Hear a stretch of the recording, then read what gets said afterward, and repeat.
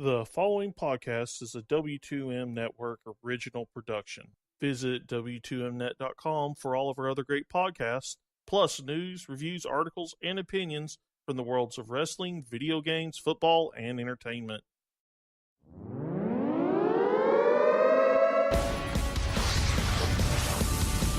Wrestling to the Max Smackdown Review.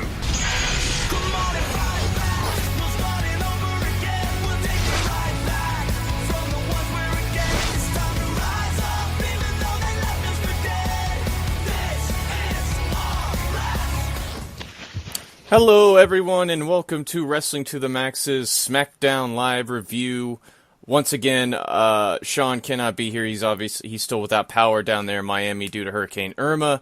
So filling in once again is myself, Paul Leazar, with the usual suspect, Harry Broadhurst.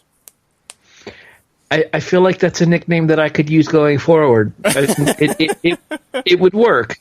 Because Tony has a nickname, too, for the reaction. He's the Down Since Day One co-host. Oh, boy. Is Tony really that gangster? Well, Tony's significantly more urban than I am, so it fits him. Okay.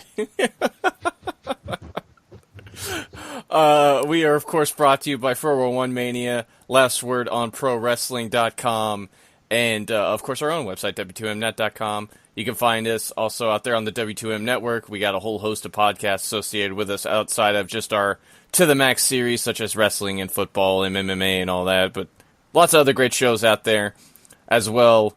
You can find us on basically wherever podcasts are. Apple Podcasts, Stitcher. I know we're on iHeartRadio now, which is pretty cool. YouTube, lots of different places. So all the plugs out of the way for now, at least. We can dive right into the SmackDown review, which opens with a wonderful video package recapping everything that happened between Shane McMahon and Kevin Owens last week.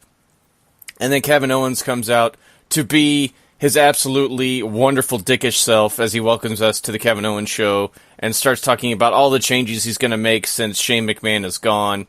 And he also reveals that he didn't retaliate against Shane because he respects authority and all this other stuff. So he talks about throwing Sami Zayn out of SmackDown. He talks about making Tom Phillips and Byron Saxton even wear the same suit since they sound the same, canceling the fashion files, all these other things. Shane McMahon music hits, and we all have a small freak out, but it's Dolph Ziggler doing his thing, which got a pretty good chuckle out of me at least. Eventually, Daniel Bryan comes out to put an end to shenanigans and says, you know what, you're really pushing it because obviously Vince is going to be here soon, and he's not really going to dig everything that you've been doing, Kevin. So I would prepare myself for when he does arrive. And Owen says he can't wait for him to get here either because he promises Vince won't like what he has to say either. So any thoughts about the opening segment before we get to that main event stuff? Dolph Ziggler as Shane McMahon needs to happen more often. That's great. Because maybe they could have Dolph fill in as Shane as the general manager for a while, because that would be perfect. Mm-hmm. I could or the commissioner, excuse me, that would be perfect. I could totally see that working. No, I mean, honestly, kind of a time waster segment to get Kevin Owens out there in front of the live crowd in order to get them ready for what was to come a little bit later on with Vince. You knew Vince wasn't opening the show. Mm-hmm. His first time on television in a couple of years, his first time in SmackDown in almost 5 years. So you knew that he was going to go on in the main event slot for the show itself. But all things considered, they did a nice job teasing what was to come, and what did come was quite the spectacle. Absolutely. So we're going to go ahead and cut to that. It's in the last little bit of the show here. Kevin Owens comes out once again. Vince struts on down to the ring, and Owens calls... he hypes Vince up, says, it's so great to be in the same ring with you, all this stuff, but you must be just as intimidated being in the ring with a caliber of person such as myself. And Vince basically lanes into him, says, I'm more nauseous having to be in here because, you mocked Shane, you mocked my family, you're promising to sue everybody, all these other things. And really, I'm more upset that Shane didn't get a chance to finish the job, and that's why I suspended him, was so he would not kill you. And then Vince threatens to fire Kevin Owens, of course, if he continues on with the lawsuit and says that even if he does want to keep on going with the lawsuit, he's basically going to outlast him before they ever make it to court because he has all of the money, and of course Kevin Owens only has a little money. So eventually this all breaks down into Vince making a match between Shane and Kevin Owens in the Hell in a Cell at the Hell in a Cell pay-per-view, which I think everybody probably saw coming. But Kevin adds a stipulation that so long he wants it written down and he wants to handshake with Vince right now that if he assaults a McMahon, then he will suffer no repercussions, to which Vince agrees to. And then Kevin Owens headbutts the living shit out of Vince, busts him open the hard way, and then just beats the crap out of him. You have a bunch of officials try to pull him off. He throws them away. Scrap Iron Adam Pearce comes out, trying to call Kevin Owens off from jumping on him from the top rope. Kevin Owens, however, does not care about Adam Pearce and ends up frog splashing Vince. And boy, Stephanie comes out, lays into him as he's walking away, and this a very, very powerful picture moving forward. I really enjoyed this the whole way through. The Kevin Owens story, definitely one of the big reasons to watch this episode of SmackDown.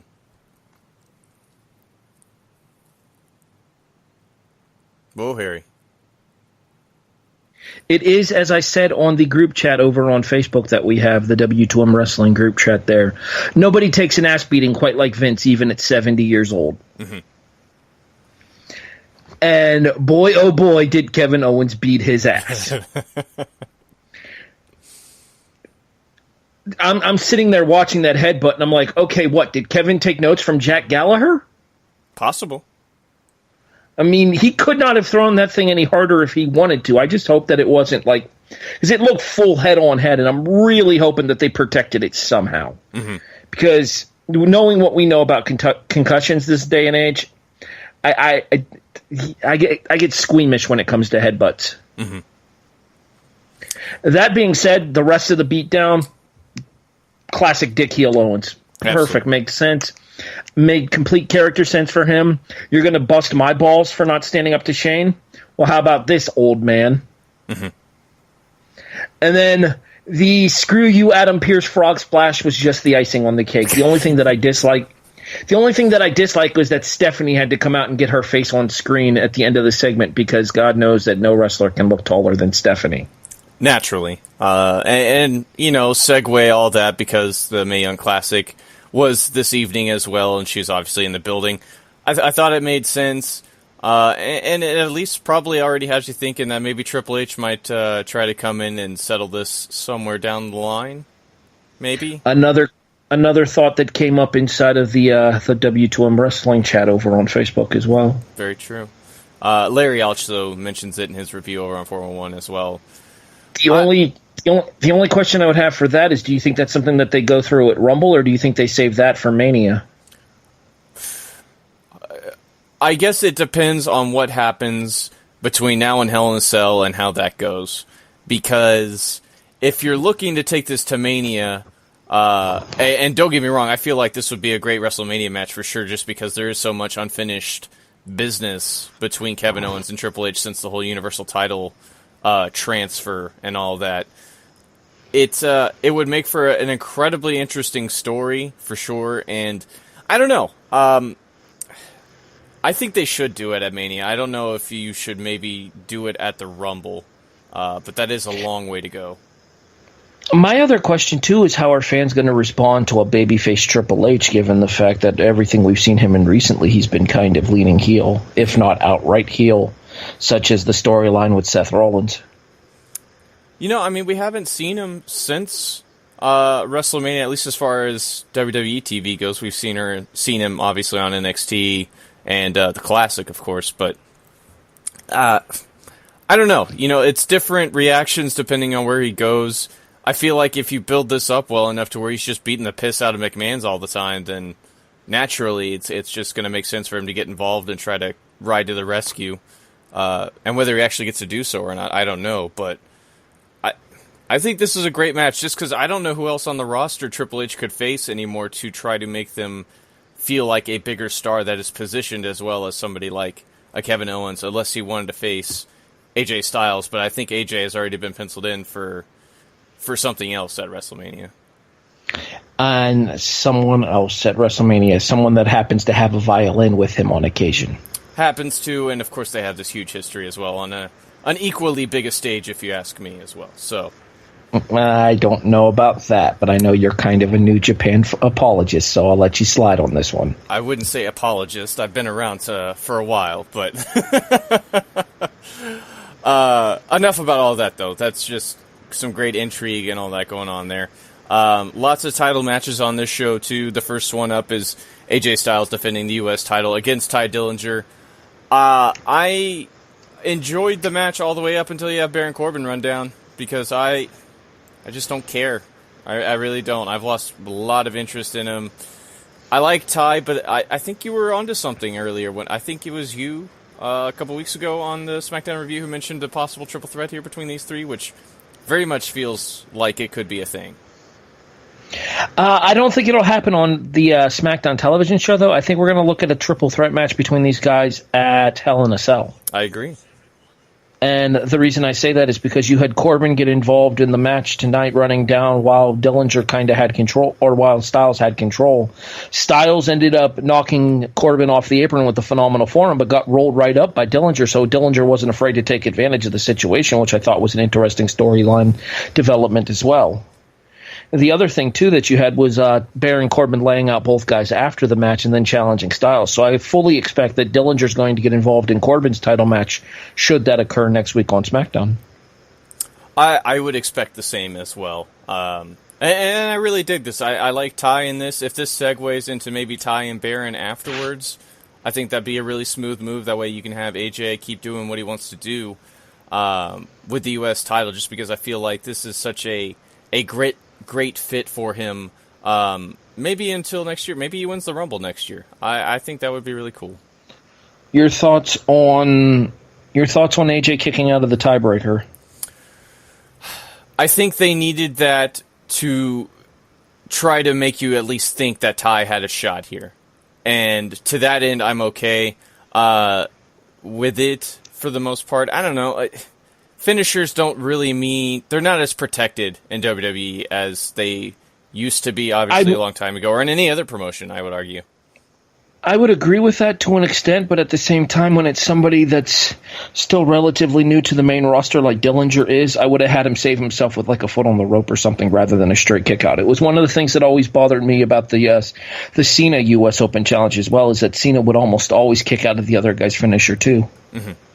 Yeah, I mean, it always made you at least buy into the fact that they had a shot, at the very least. So, I think I'm okay with it.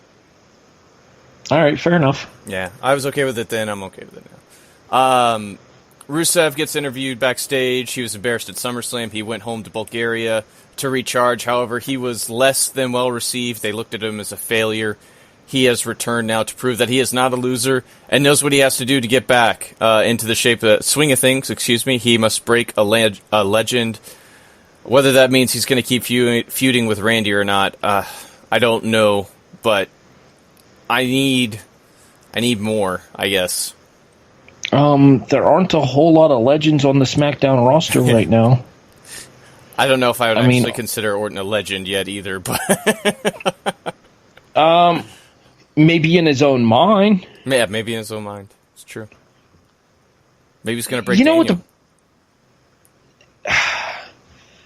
I don't see them. I don't see them pulling the trigger on an in-ring return for Bryan. I don't either. As many doctors as Daniel's trying to see, as many things as he's trying to undergo in order to get ring clearance, I just don't see the WWE ever giving it to him. Unfortunately, there aren't a whole lot of people who I can think of that fit the legend bill for Rusev to break. The only person that I could really think of that he might be referring to, other than somebody like Orton theoretically, would be like Shinsuke Nakamura. Mm-hmm. I mean, unless he's going to follow Cena around over to Raw or something like that. The free agent Rusev. Yeah, maybe so. God, I really don't want to talk about this segment. The Stings bring out Jinder. Jinder makes fun of Shinsuke using PowerPoint. It's very racist. It's very awful. And eventually he gets to the part where he starts talking to his people. This was terrible. This was just... It absolutely killed the show for me. I had to use the restroom during this segment, and I feel like a better person for it. Well, great use of your time. Great use of your time. Interestingly enough, my use of the bathroom didn't stink as much as this segment did. Oh, well, good news. Absolutely. Just I thought you'd be interested in that knowledge. Yeah. I feel smarter now. Thanks. Thanks, Harry. How about this? Your computer problems didn't suck as much as this segment did. I would absolutely agree. Absolutely agree. Although I might have been just as pissed off by the time they were all done. You know what? I actually did catch bits and pieces of it once I got done using the restroom, so I can kind of comment there. I can see where people will come up with the racial slant on it. At the same time, I think that they may try to get a pass on the fact that it's another foreigner making the comments. I mean, technically, gender's Canadian/Canadian. Canadian? I think that works. Canadian? I think I'm going to go with that. Yeah, Canadian. Candidian. Yeah, Canadian. I'm going to go with that. All right, moving on. So maybe won't come off quite as bad as it would had it been like an American heel making the same kind of statements. But at the same time, this xenophobia is the exact thing that Gender's been commenting about people discriminating against him for, and it'll be interesting to see if they go anywhere with him doing the same thing to a fellow foreigner. It would be interesting if that is what Shinsuke brings up, if he gets another promo or something like that. Is you've sort of turned into the picture that these people have painted you into, or that you believe they've painted you into, when really you just suck. So, but racism, no matter where it comes from, is still racism. I don't think you get a pass just because they might have thought, well, he's foreign, so if he's being racist, it's no big deal. Not so. To paraphrase an old Dennis Green line, they are who we thought they were. There we go. Let's talk about the SmackDown Tag Team title match, which was awesome. The Usos defend against the New Day, Big E and Kofi Kingston. Are you surprised? A little. Really? Because I'm not at all. I was not expecting them to get as much time as it felt like they did, although looking at the match time of 11:25, that feels shorter than what they got, because this felt like it went almost 15. But I loved this match, for sure. Well, you got to think that like the first 3 minutes of that were chopped by the commercial, so the fact that they went like almost 9 minutes straight without a commercial break there is what made the match seem longer than it was. I would agree with you on that for sure. And they definitely maintained a much more aggressive pace once they came back from the commercial than they did going to the commercial break, which I think makes sense as well. Mm-hmm. Because while it's cool for the people in attendance to give them a signature spot or two, why blow through all your big stuff on the commercial breaks? I agree entirely. That being said, these five technically if you count Xavier, can do no wrong. Mm-hmm. They're single-handedly keeping the SmackDown Tag Team division afloat right now because nobody else on the SmackDown Tag division is built up enough to be considered a credible challenger to either team. Mm-hmm. It's very true. And it's something that we constantly harp on, whether you're listening to SmackDown or Raw, because it's a problem both divisions have.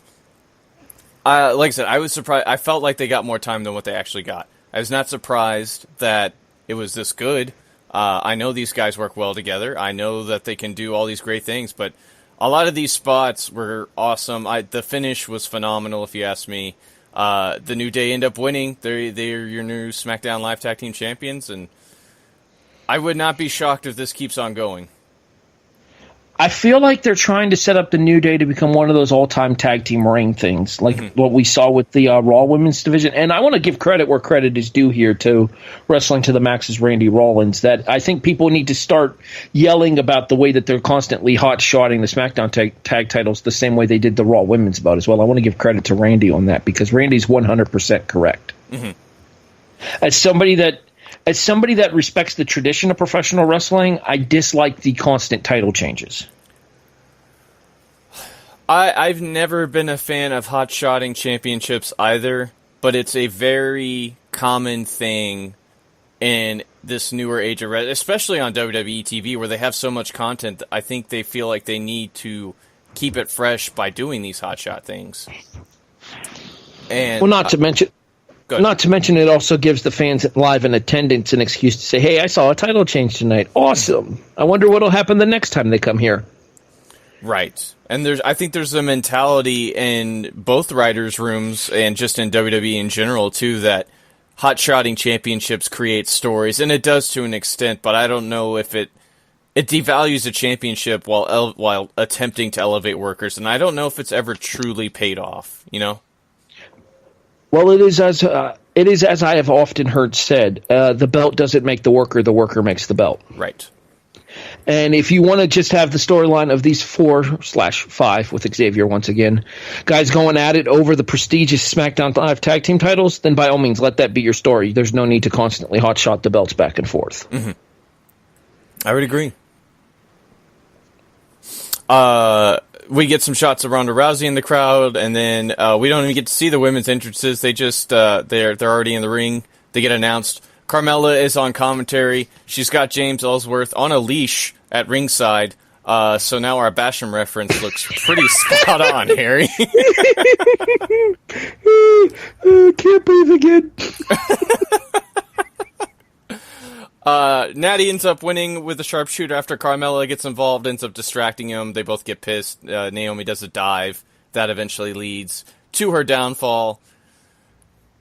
She did get to punch James Ellsworth, though part of me thinks he probably liked it. If last week has taught us anything. It's very true. Puts a whole new spin on that thing they had with Becky Lynch and James Ellsworth going for a while, too. Ah! But yes, Natalya is still your champion. This match was fine. It wasn't anything over the top special. Now that Asuka's going to Raw, where do you think the women's title on SmackDown goes from here? Because obviously Naomi's done. They're not going to have Tamina feud with Natalya while she's the champion. Who's the next challenger? Do they go back to Natalya and Becky again? I mean, Charlotte's still around. That's true. She hasn't done anything in like a month, so I forgot about her. Well, I mean, when your dad is... Her dad. Yeah, her dad was dying. Kind of on death. her dad was on death's door for a while, which, by the way, great to see him up and moving again. Absolutely, for sure. And I just, when it comes to WWE, I never count Charlotte out of anything. I mean, Charlotte and Natalya would be an interesting story. They've told it in NXT before, and they told it spectacularly well, in my opinion, at the second NXT TakeOver. I want to say it was, which one? Fatal 4-Way? No, it was the second NXT TakeOver. It was the one after Arrival, because they did. Maybe it was just called TakeOver, because it was Charlotte versus Natalya for the vacant NXT Women's title that Paige had vacated when she came up to Raw and won the Women's title on Raw from AJ Lee. So it would have been TakeOver. Just TakeOver, right? With Ric Flair in Charlotte's corner and Bret Hart in Natalya's. Right, and that's a lot of match people probably point to as Women's Revolution starter, even though I would argue that Paige and Emma's first match on the Arrival was equally as spectacular, but neither here nor there. But yeah, no, I would be okay if they wanted to do Natty and Charlotte again. I completely agree with you on the Paige and Emma thing. I just recently rewatched that match for NXT Arrival, the Wrestling Unwrapped episode, which you can find in our archives, and that match holds up today. Yeah, it's phenomenal. It really makes you think, why aren't they doing more with Emma at this point? But and why does Paige have to be so batshit crazy? Well, you know, you see her mother, you could put it together. Okay, in fairness, there is a method to Saraya's madness. Paige is just nuts. Fair point. I want to talk about this just because I found this segment quite funny. Kevin Owens approaches Aiden English about maybe doing a new theme song for the Kevin Owens show. Yes! And English singing it and Kevin Owens' face during it are just absolutely priceless. I know for a fact there is no one in Stamford listening to this. But if by some odd chance there is, push Aiden English. The Drama King is one of the more entertaining aspects of SmackDown on a week in and week out basis. I would agree. I think the stuff like this is just perfect for him too. So, and not to mention Kevin Owens' face on, especially that zoom in as the segment's ending, is just that's bound to be a GIF somewhere in it by now. Dolph Ziggler comes out, makes fun of some more entrances, whatnot. All that. That bastard stole the Bailey buddies. How dare he? He did. He stole them. He used them. He said they sucked. He then makes fun. Bailey was in attendance too. She had to witness the thievery of her Bailey buddies. Take that, Bailey. Dolph's eating a Bailey to belly tonight. He also makes fun of the Ultimate Warrior's entrance, and I think he's finally getting down to something of a point, is entrances and all these over-the-top things that people are using to try to trick you should matter. It should matter about what you do in the ring, and that's what he's the best at, and he doesn't think anybody can touch him.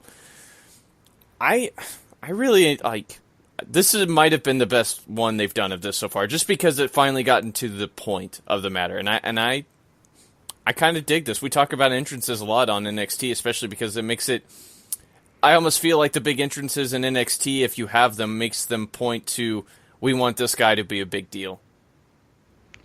I mean, I understand where you're coming from here, but at the same time, and I know this is the smart side of me coming out, and it is what it is here, it's really hard to care about a guy that has possibly a month and a half left on his contract. Mm-hmm.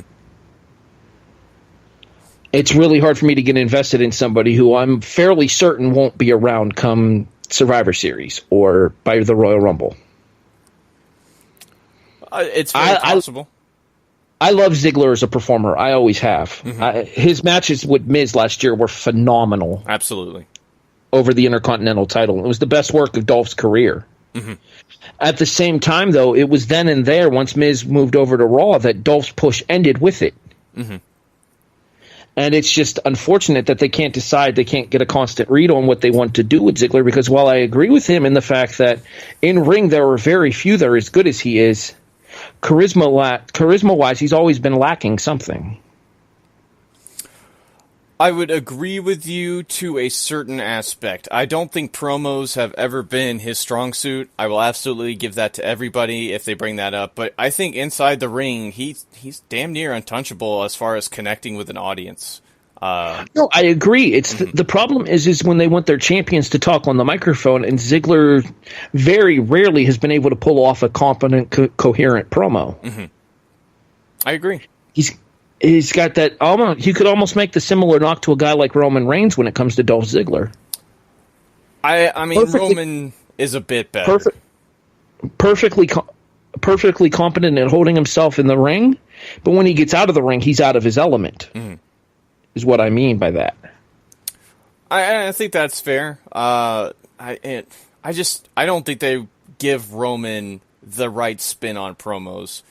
They've tried very much with Dolph to find different directions for promos for him to work, and none of them have ever stuck. So, like I said, I'm willing to give people that point all day on Dolph. I feel like if Dolph is leaving, he needs to enter as a caddy at least one last time. He could, and if he does leave, then New Japan's got themselves a new star they can work with. I either want him as Caddy Ziggler or as Nikki from the Spirit Squad. I mean, it's got to be Caddy Ziggler. That's just wrestling history I think people would care to forget, but if they don't throw that out there one more time, I'd be kind of sad.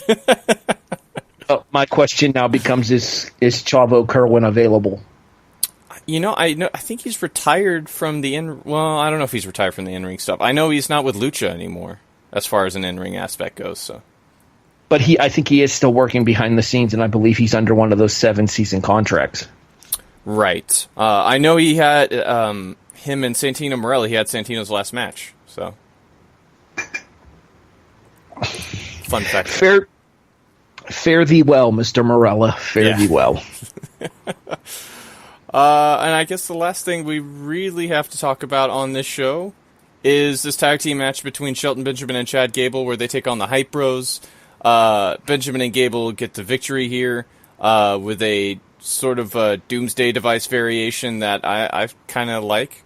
And as the match ends, just real quick, it looked like a power bomb with a hooking lariat. Yeah, it's very, very interesting, for sure. The Hype Bros stick around to shake hands afterwards. Mojo does, and Zach just sort of looks at him, kind of scoffs, and storms off. They've been teasing a lot of trouble with the Hype Bros recently, since Zach has been back. So, wasn't altogether shocking. I've always been a fan of Ryder personally. I think Mojo has something that they can work with. I don't know where that goes, but I'm okay with Gable and Benjamin still. I think they got a long way to go as far as, I think, connecting as a team, but they work well together. Some matching gear would help. I mean, Shelton just got here, man. You gotta give him some. That was the first thing I noticed when they came out, though, is how different their gear was. Mm-hmm. But anyways, as far as the Hype Bros go, I'm going to take you all the way back to 1997, 1998 here. Okay.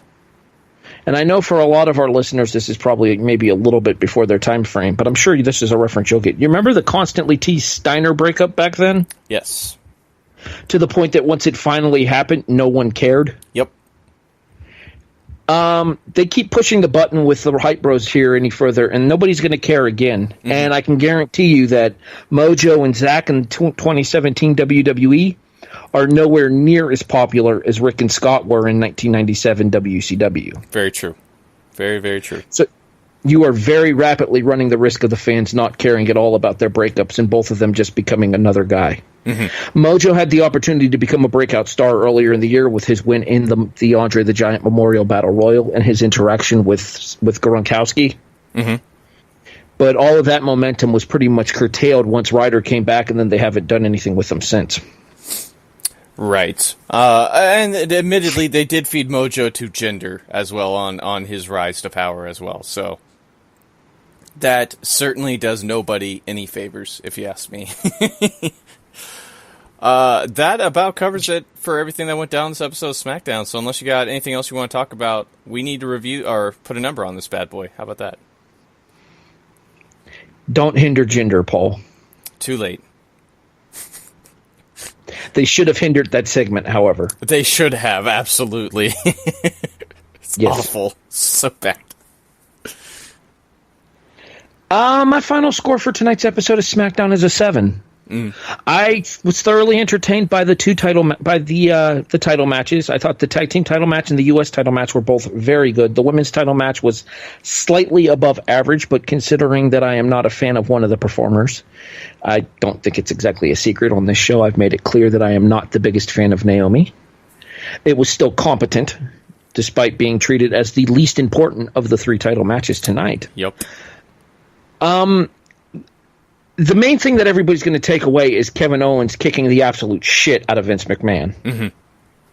And I think that that's something that you had to do in order to give Kevin Owens that edge once again, because it's something that has been missing from Kevin probably since he lost the Universal title to Goldberg after laying out Jericho in the Festival of Friendship. Yeah. So I'm going with a 7. I don't know if 7 feels right to me. I think I'm looking more at maybe a 6.5, just because I did happen to see all of that Jinder promo where you didn't, and God, that really bit me in the ass. It just brought everything to a halt. Like you said, the U.S. title, SmackDown tag team title match, both great. Kevin Owens' work throughout the entire episode was absolutely stellar, and everything else is just sort of stuff happening, and that's good too. So. It's just that took away so much from the show, if you ask me. So I'm leaving it at 6.5. You want to plug anything before we roll? Oh, go ahead. Just real quick. My big takeaway, though, more Aiden English. More Aiden English. For sure.